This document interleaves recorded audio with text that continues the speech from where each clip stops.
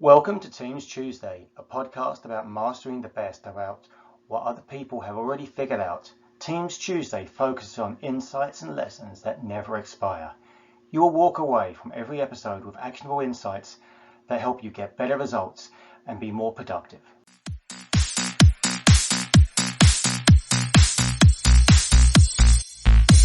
This was about as bizarre and easy as it gets. The client just couldn't make up their mind. I feel like we had top. Went from a project of 20 weeks to just 2. The DevOps was a cultural shift. This is Teams Tuesday with your host, Peter Ward. Good afternoon, everybody. My name's Peter Ward. I'm the host of Teams Tuesday, and here we are. It's February 2023. Got a great guest speaker, Angela Mondello, and from Hudson Valley, New York. You're one of our closest speakers we've had in recent months. Welcome to the show. Thank you so much, Peter. I'm so excited to be here. Thanks for having me. Very cool. Have we actually met in person on like any of the SharePoint Saturdays in Boston or in New York City? I haven't been to SharePoint Saturday in New York City for a long time, but I used to go all the time. Okay. A couple of years ago. And I was also at the one, we tried one in Albany. I don't know if you ever went to that. I did go to that one. It was a bit of a disaster. That was a bit of a full-blown disaster. No, wait, no, it was the first one, but I think there was the first one. There was more speakers than attendees, actually. That pretty much, yeah. But did you organise that, or were you just part of it? No, I was just part of it. Part of it. Because the speaker dinner, they didn't know whether you needed speaker dinners or the SharePoint. That was a good example of how not to do a SharePoint Saturday, because SharePoint Saturdays generally are community events, and I think this was driven very much more from the corporate level, and it kind of like it doesn't work from the top down. Community events have to be driven up from the grassroots. Yeah. So tell me about your hobbies and your family and your job title and who you work for. Oh man. Okay. So I have a wonderful family. I've been married to the same man for 41 years. Mm-hmm. So I got married when I was very young, child bride, but not really. But that's been wonderful. I have 2 adult kids, and they're wonderful. One of them is actually moving out this weekend. The other one still lives with me, but he'll be moving out shortly. Are they IT geeks or not? Yeah, interesting, right? So for the last, however long of their lives, when they could understand me, I've been telling them they should get into IT because that's where the money is. But no, but now actually my daughter actually did. So finally listen to their mother. Good for her. But besides that, so hobbies, you may not believe this, but my biggest hobby is playing World of Warcraft. And I've been playing World of Warcraft since Burning Crusade days, for anyone out there who knows World of Warcraft, which is like 12, 13 years. Oh, I see. And I'm a big raider. We do raids and everything. Were you ever into Dungeons and Dragons in the 80s and 90s? I wasn't then, but I am now. Sonic? What about Sonic or in the No. 90s? Yeah. I'm a one game girl. That's it. World of Warcraft. That's it. Yeah. Okay, very, very cool. And who do you work for? Witham, Smith and Brown. So Witham is one of the top 25 accounting firms in the U.S. And they have a digital transformation division, and that's what I'm part of. Okay, very, very cool. And so how long have you been working with SharePoint then? That's the real question. So forever and ever, probably 25 years. I was back in, well, maybe not quite that long. That's 98, really? Yeah, it might be. So there was a thing called SharePoint Team Services, STS. Yes. And that was my first experience with SharePoint. So maybe, just maybe 20, definitely 20 something years for sure. STS Team Services, and then SharePoint Portal Server 2001. Okay, yeah, all right. For sure, yeah. You've seen it on-prem and you've seen the journey. Now, were you always, I know your job is very focused on the citizen developer, the power user, which is really the talk of the town now. Was it very much the talk of the town, or was it much more seen as IT controls this? Well, yeah, you're getting to certainly a good point there, Peter. Certainly, IT has varying levels of control, and there always has been this feeling that IT should control things. And when you have developers, they should be, professional developers and all that. But I would also say that I think people on this call and this meeting will probably agree that there have been lots of ways for people to be citizen developers in the past without being citizen developers, right? So they didn't used to be called citizen developers. They were called nerds or geeks or the techie people or whatever it was. So, and I like to say, people will often say, well, we have nobody who would be interested in being a citizen developer, you know, in our organization. And I'll say, well, let me ask you a question. Do you have anybody who is using linked workbooks? Do you have people who are automating things with macros in Excel? Yeah. Do you have folks who are going off and buying software that you didn't approve because your software isn't doing what they need? And they can then control what, you know, how it works. Well, all those people are citizen developers. They've always been there. Or the classic one, right? Access databases, the bane of every IT organization, right? So it's always been around. I think now we're just realizing that rather than see those people as, you know, have a negative attitude towards citizen developers, we should start saying, how can we collaborate with these people and enable them in ways that keep the organization and its data safe, as well as keep them safe, you know? Yeah, because one of the things about SharePoint, like I've done SharePoint training in the past, and everyone's like obsessed with permissions and everything. I said, look, the name is called SharePoint, sharing information. That's right. Not lock it down point. Remember, it's Right. sharing. Right. Well, you know, I've got this report. I need to have it restricted, but everyone has access to it on the network drive. You're emailing it around. You have no permission restrictions on right. this. Right. As it Yeah. is on Yeah. that. Exactly. But you're sort of saying that we're now getting to realize this. Is this, do you think that's because of the workforce has got younger, using technology, or there's more people, a younger workforce has entered, a younger age group has now entered the workforce, and they're much more tech savvy and they want to do it, while older generations are probably much more like have this view of IT being lock it down?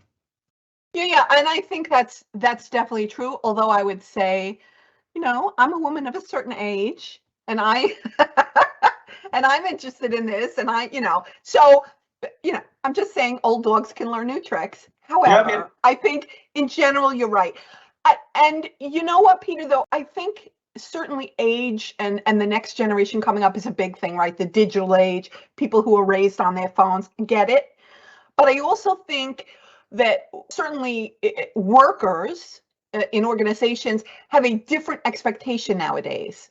They have an expectation that their business applications will look and work like consumer applications, like the consumer applications that they're used to. Well, yes, I saw it use this where like people don't have training to use Amazon or Facebook or eBay. So why do I need like a 3-day training course to be doing an enterprise application? I want that same user experience. Yeah. And I mean, to some extent, certainly that is a little bit unrealistic, right? But given the complexity of some of the business scenarios, nevertheless, it should be more consumer and more user friendly than it has been in the past, which I would say is why I think you see the rise of citizen developers, because they're saying this tool that IT gave us is so hard to use, we need to do something else. Yep. What do you say is the biggest mistake you feel holds back clients from their results they want with SharePoint? Well, SharePoint specifically? I think let's talk SharePoint first, because that, you know, certainly is where I started my career. I think there's two things. So one is not understanding that SharePoint projects are not storage projects. You know, there's no point in moving to SharePoint if all you want is storage. I just want to lift and shift the stuff from where it is to put it in SharePoint, right? We're referring to like network drive experience. Yeah, exactly. Like why would I even do, you know, what I'm causing all of this change to my people and not giving them benefits. So unless you're going to use the cool things in SharePoint, what's the benefit to my people? You mean we want a new system, but we're not going to change our behavior? Yeah, exactly. Okay. I don't know why you even want a new system. Yeah. I'm going to use the Explorer view with the Explorer with the file server option on that. Yes. Right. So that's one thing. I mean, the other big mistake that clients make, that's doing too little with SharePoint, I should say. The other mistake I think clients make is wanting to do too much with SharePoint. That is, treat SharePoint lists, say, as relational databases and think that they're going to get great performance and great results, because obviously that's not what they're designed for, and you're not going to get great performance and great results. No, No. Yeah. Okay. Yeah, I've seen people take a SharePoint and turn it into a CRM, and it's almost like, by the time they finish the project, it's almost like, why didn't you buy dynamic CRM? Right. Exactly. I don't know what the cost of ownership is. What's your favorite feature in M365? Oh, Power Platform, hands down. Okay, not OneNote, not Planner, not any OneNote. I have to be honest with you. I'm not a OneNote person. I mean, I use it. It's not that I hate it. It's just not, for some people, that just rings the bells. Not for me. And here, maybe this is an age thing, but don't tell anyone I said this. But if I'm keeping notes that are mine, I like to keep them in a real notebook.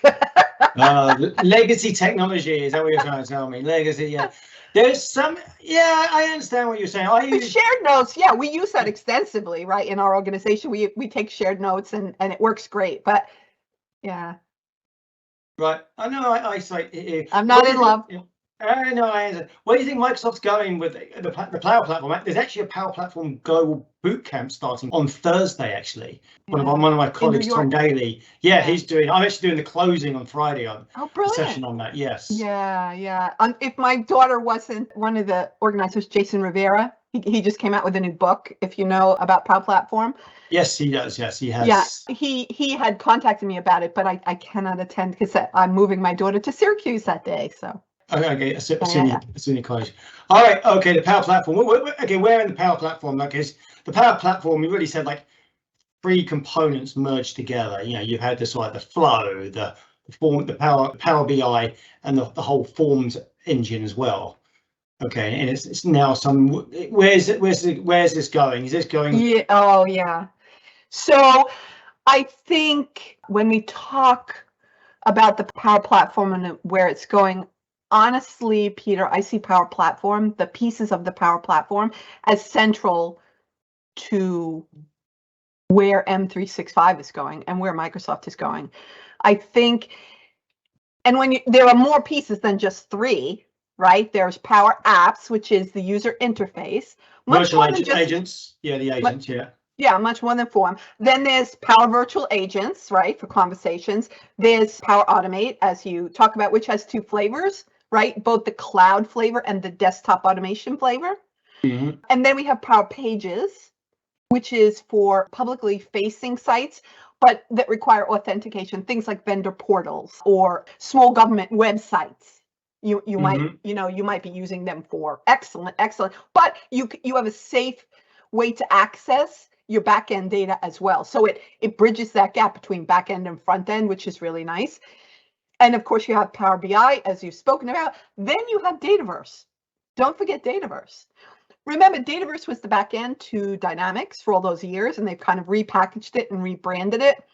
But what Dataverse allows you to do is many of those kind of relational database things that you couldn't do with SharePoint, but you don't really need SQL for, because you don't have a SQL, DBM, or you can't add DBMs, you can't add to their workload, whatever it is. So there's so much to the Power Platform. And I think coupled with this focus on citizen developers, I think it's really, I'm going to tell you the truth. When we, looking at all the new projects that are coming in, we're getting so much interest in Power Platform, both from a development standpoint, people need help with development, as well as from a governance advisory standpoint. They need help figuring out, this is a new tool. My IT folks, haven't been able to skill up on it yet. Can you come in and help us, do some capacity building, help us skill up, help us understand how to govern this? Makes total sense on this. Okay, let's talk about your demo. Okay, so your demo, what are you demoing or discussing with us today? Yeah, so today I just kind of have a presentation, about how I go about advising folks to why and how to start a citizen developer program in their organization. I do kind of have a little 8-week program to get started. Obviously, it takes more than that. First, I start with a little governance, and then we go through that. Now, in the time we have, I can kind of skip through those slides quickly. So, rush me along, but I can pull that up if you want right now, Peter. Okay, go for it. Okay, so give me a second, and I will go ahead and pull that up. Just doing my share. Oh, I forgot you can't do PowerPoint live in a live event. Okay, let me just pull up the deck then. One second, please. It's a live show. I just closed it because I thought I had to do PowerPoint live. I'm excited. I'm excited to be here today with everybody. I hope. Have there been any questions in I doing haven't questions? looked. Hang on. I haven't looked. Okay, there is no questions. But all it says, if you do have questions, put it in the Q&A, and I will forward this to Andrea. Yeah, brilliant. Okay, so let me go ahead then and share. Great. So you see my messy desktop. Great. Let me begin.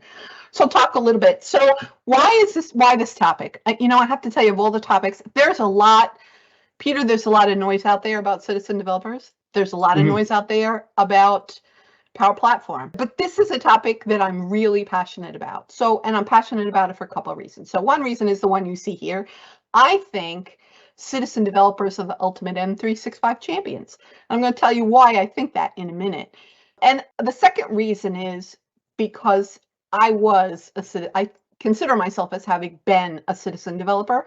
I didn't start out in IT. In fact, my first job out of college was as an elementary school teacher. Oh, really? So, yeah. So, of course, I still teach, right? But obviously not quite the same topics. So those end users are still children in your mind, is that what you're trying to tell me? I didn't say that. So, moving right along to the next topic. I want to talk about very quickly, Peter, I'm going to compare what we've traditionally called our champions and citizen developers. And I want, the folks to just think about this.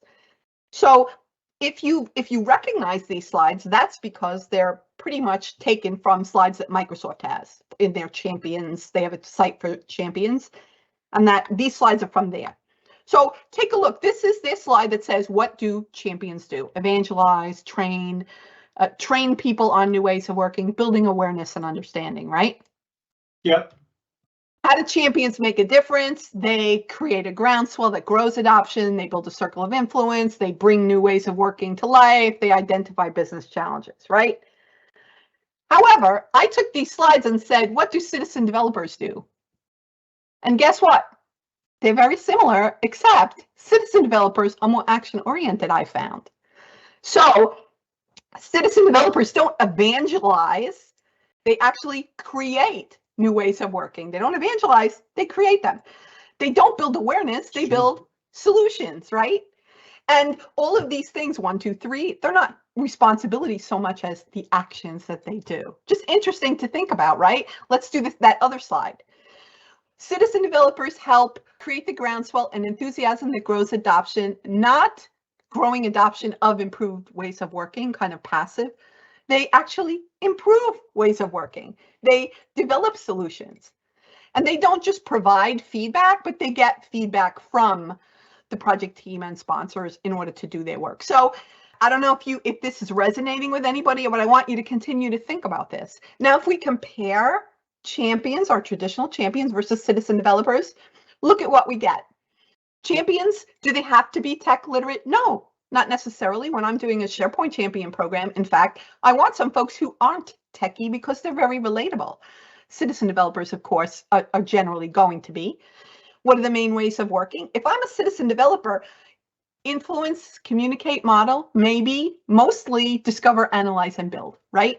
Often they're more individual contributor types, although not always. Let's not, pigeonhole people. But they are very focused on discrete business processes and specialized tasks. Whereas your champions, when you're recruiting champions, you're looking for people who sort of have that overall wide-ranging understanding of business processes. Just something to think about. So a question here, like quite often you have someone champions, but how does the champion share that knowledge to the business community? Because everybody's in too many meetings. Well, a lot of people are working remote, so there isn't that water cooler. Where have you seen that work very well? Two things. One, in Teams, that's been indispensable for champions sharing with each other. In some ways, it's better than a meeting because, it's unstructured and it's from the bottom up, right? Because the best champion and citizen developer programs are run by the champions themselves. The goal is always in these programs to get enough of a nucleus that it sticks together, so that once you have that nucleus, other particles get attracted or something. I don't know if that's the right term. If you're a scientist, I apologize. But you get what I'm saying here, right? You get enough momentum, enough people are stuck together that now you, as the person who kind of started this, you can step back and just provide, some advice and guidance and troubleshooting or ideas, but those people are running the program. Does that make sense? That's why Teams is really great for this. But the second thing is try to do, if you can, in-person events from time to time. There's obviously nothing that replaces that. And clearly, things like, little happy hours or whatever kind of thing you want to do. Send everyone a lunch coupon or some such thing, and we'll have lunch together, Yeah, we do every other week. We have what's known as a lunch and learn session. Yep. Which is for like a half an hour, where just we rotate around, and even if it's like Outlook rules or like one feature of what someone's working with a Power App, or some 5 cool features of Excel or whatever, something like that, just to get it into the cadence of it. And then in one of our teams, we have a channel called the Learning, where people throw in the odd YouTube video or whatever. Yep. When they find things, they share with each other, and that's what you want, right? Because if you come down from on high and say everyone should watch this video, but if one of the groups says, hey, I tried this video and it helped me do XYZ, and that's one of the slides I have later. I might not get to it, so I'll say it now because it sounds relevant, and it sounds like something you and the group might be interested in. I think that now I have totally got off topic and forgot what I was going to say. We were talking about a woman of a certain age, having a woman of a certain age moment. Where was I, Peter? Help me. Learning, distributing the knowledge to the worker bees, to the business units, which is quite often challenging. And the point I was going to make, thank you. The point I was going to make was storytelling. Because storytelling, Microsoft does have their champion website, and on their champion website, they have a whole section about good storytelling. And you might think, what does storytelling have to do with technology? Everything. You know why? Because storytelling is the best way to communicate ideas to humans in a way that relates to them emotionally. That's so true. Yeah. So when you talk about, this, sharing, this is the importance of it, because this is a form of storytelling. This happened to me. And when you're telling stories, remember not just to tell the good stuff. What a good story is, an arc. Here's a thing I tried to do. I failed because XYZ. Then I realized I had to do this other thing, or I found this video, whatever. And then I did the thing, and now look, everything's good, right? So you want to have that arc in a good storytelling. Anyway, got off topic. Well, that's also authenticity, a good authenticity. Yes, absolutely. It's not just, everything is not positive. That's part of change management, right? So I do want to point this slide out, because I don't always like saying versus, right? Champions versus citizen developers. So think about champions and citizen developers. What's common? They're both subject matters in their group's business processes. They're both willing to train others to use new tools. Most importantly, they both model new ways of working, and they both serve as change agents. So I love this. I love thinking about this. I think it's so important. Now, why should you make citizen developers part of a champion program? Don't leave them out. And I'm going to tell you very honestly, Peter, in years gone by, I tried to exclude these people because I thought they were troublemakers. Even as a citizen developer myself, now I can look back and understand my own arc a little bit. But at the time, these people were disruptive. I was trying to do a thing and they were off doing something else, right? Or so I thought. I didn't see them as part of this whole change. I should have, but that was my mistake. Hopefully I've learned from it. So why should you make citizen developers part of your champion program? Well, let's think about it. I've got 2 things I can try to sell to management when I'm talking about starting a new program. I could say, we want to do an adoption and change management program, or I could say, we want to do some business process optimization and automation. Now, if you've dealt with executives, you know which one of those is going to go over better. You're going to do both, don't get me wrong. Both of them feed off each other, and you need them both. But adoption and change management is much harder to sell and measure ROI than optimizing a process, than automating a process. Well, also, nobody wants to sort of say, by the way, you need to change everything you're doing for the last 5 years. Exactly, just that word, right? Yep. Yeah. So this is kind of the back door in. So you may, depending on, in the individual organization, want to do a citizen developer program even before you do a real champion program. Depends. It just depends on what you got going on, the organization's culture, etc. So, and I have, for those who can see the slide, it says a rose by any other name, and it has a funny picture of Shakespeare. Which one's that from? Which one? Which quote is that from? I don't know. It's from a sonnet. A rose by any other name smells as sweet, but no, I don't know which one. Oh, you're hurting me now. I should know that. I'll Google it. Carry on. I'm going to skip this. We're going to go right to this because we have limited time. Wow, Romeo and Juliet. How could you forget? Yeah, I just looked it up. Thank you for helping me. Okay. Okay. All right. Okay. Good. Thank you for showing me up. No. Thank you. No, that was not me. No. Right. Okay. So these are the 3 pieces of building citizen developer success.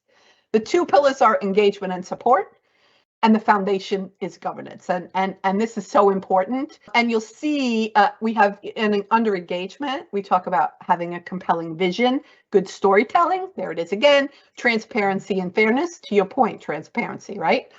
Under support, we have technical training, but also we have process training. I'll talk a little bit about that in a minute. And then, of course, hands-on assistance, office hours, those kinds of things. And then our governance foundation. And we need a lot of that. That's super important.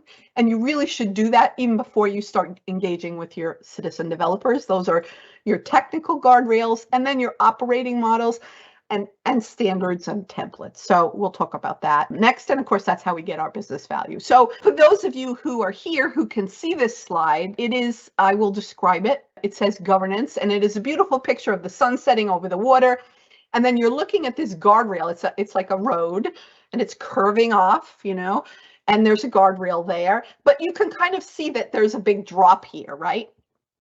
And I love this slide because to me, this is the essence of governance. And that is, in order to be able to enjoy this beautiful view and not be terrified as I'm driving on this road and not thinking about the big drop that I could fall down if I fell off the road, there's a guardrail there. And the guardrail keeps me safe, and it gives everybody peace of mind. And to me, that's what governance is. That's exactly what governance is.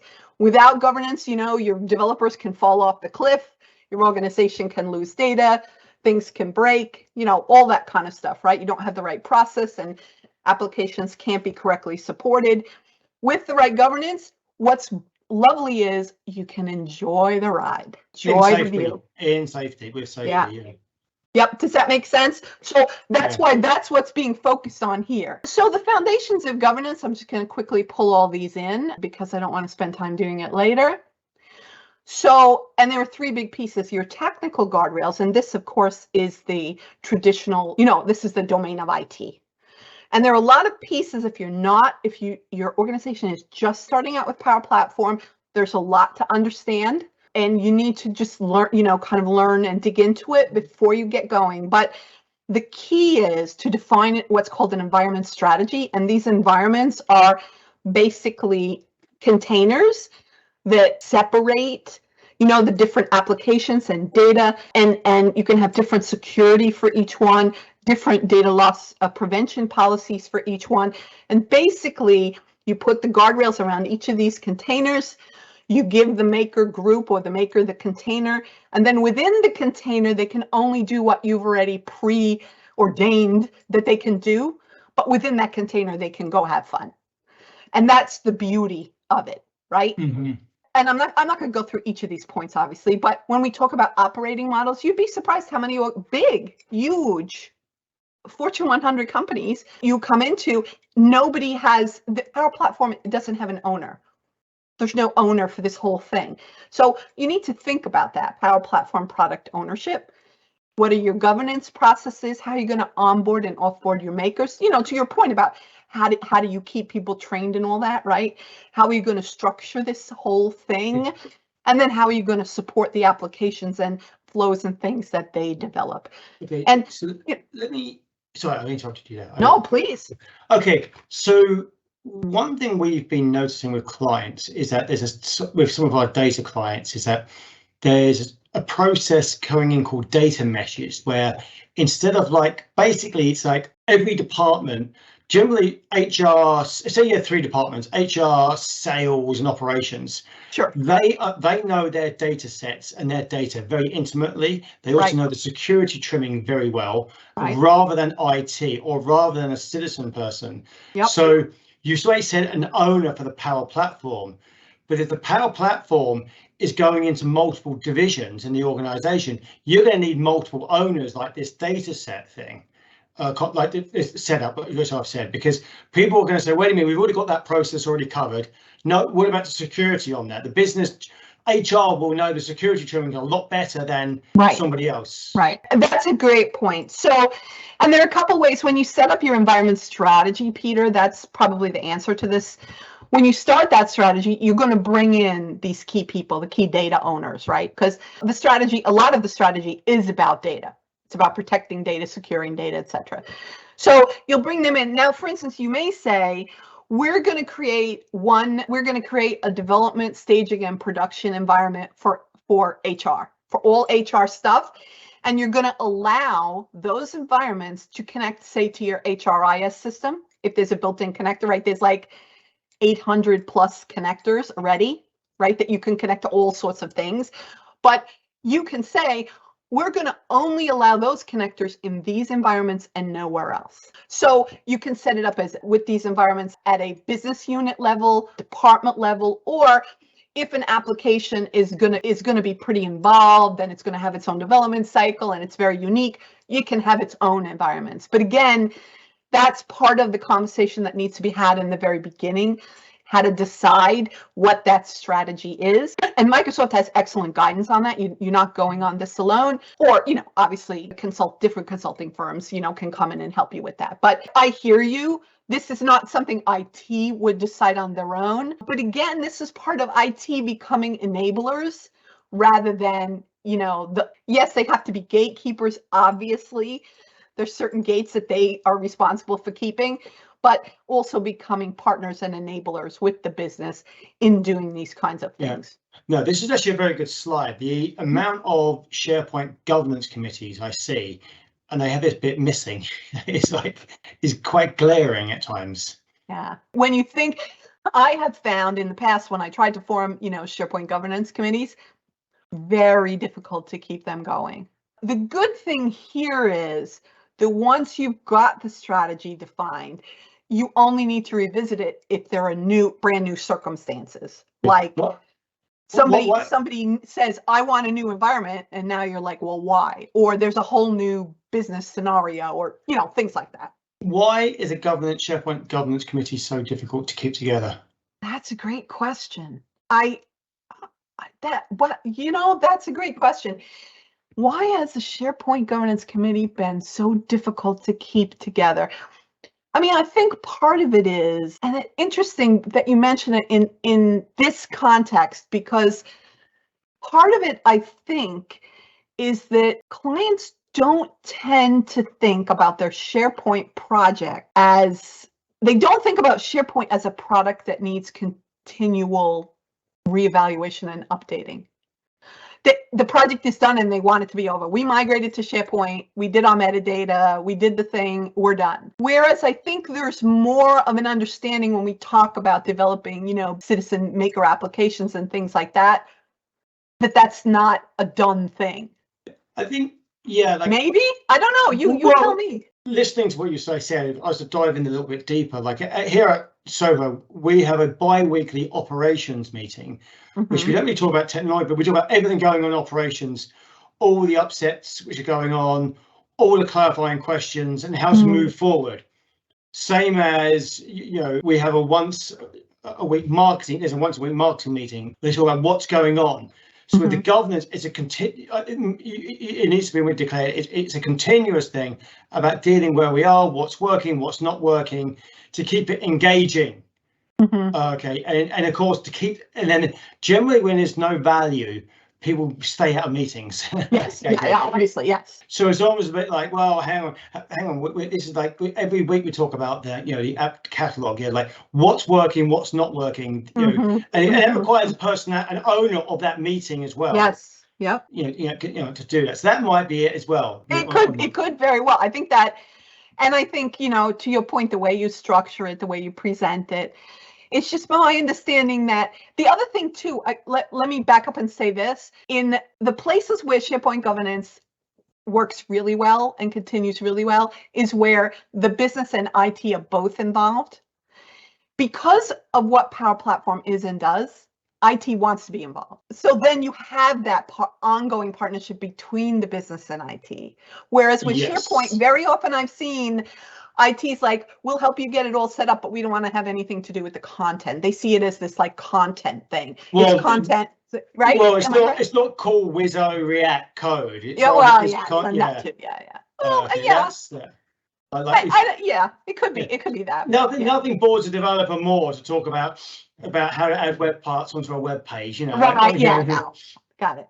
How are we doing on time? We're good. We've got about 5 minutes left. Okay. It's good stuff. And then, if there's a lot to cover, we could actually do a part 2 in a few months if you want. Yeah, that'd be great, because I really would have we'll get to the program, but these are the important foundational things. Okay, so let's just we'll do a part 2. We'll get a date for a part 2. So therefore, because there's a lot of good educational stuff here actually. Yeah. On that. So on that. All right. Okay. Carrying on. Okay, let me see what else we should talk about. So I think that this is an important slide. This was put together a couple of years ago by Gartner, but it's still very valid. Not that this actually tells you exactly what to do, but the idea is right. Because the question is, you want to have these safe zones, right? So at what point does IT say, no, you can't develop that? It has to be a professional developer. And at what point do we just not even care what people are doing? And I think you can see here that if it's just my thing, an individual thing, and I'm just doing like a little, create, little CRUD operations or something, I'm adding stuff to a SharePoint list, an email comes in and it gets added to a SharePoint list, and I'm the only one, that's mine. Nobody needs to know, IT doesn't need to know about that, right? But as we move across this complexity scale, based on how critical it is, how complex it is, and actually there's a lot of other factors that I would use.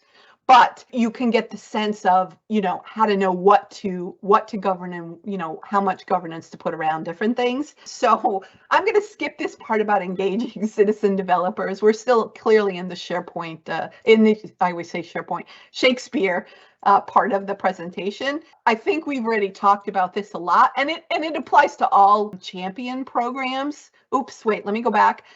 I do want to talk for 1 minute, though, about transparency and fairness, because as you're determining who's allowed to do what, this should be very transparent. You should use published rubrics, because what are rubrics? It's like an evaluation tool that says, it's kind of like those squares we just looked at, right? A rubric would have a thing that says, like, here are all the things we're looking at, like, how many apps and flows does your solution have? How experienced are you with the Power Platform?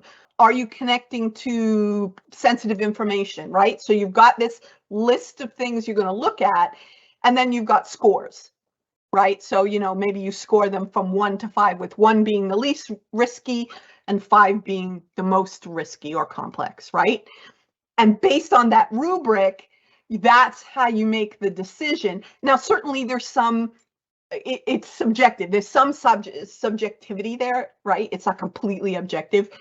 You'll be objective. You'll use objective measures whenever you can, but at least people have a sense that they're being treated fairly, because, as you talked about before, we talked about just before this call, Peter, about how these community events are great because everything's bubbling up right from the bottom.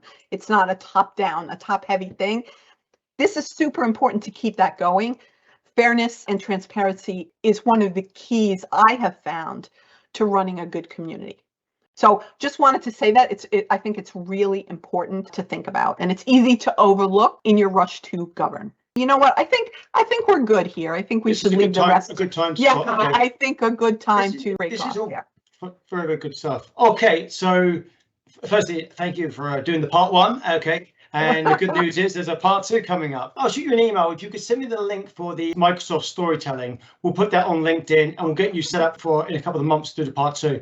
But Brilliant. very engaging. Thank you very much. And look forward to the part 2. I very much look forward to the part 2 on this. I All look right. forward to coming. Thank you so much, Peter. Okay, pleasure. Thank you.